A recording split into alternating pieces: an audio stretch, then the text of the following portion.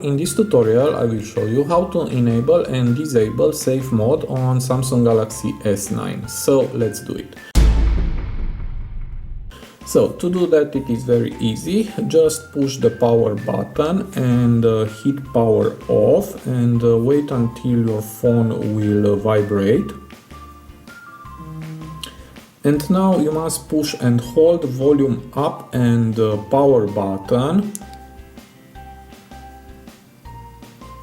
And now release the power button, but keep pushing the volume down button. And now, as you can see, your phone is in safe mode. I hope you see it. And now you don't have access to all apps, and you can disable the apps that causes you issues on your phone. Okay, so as you can see, it is very easy to disable the save mode. Again, just hit the power off and hit restart.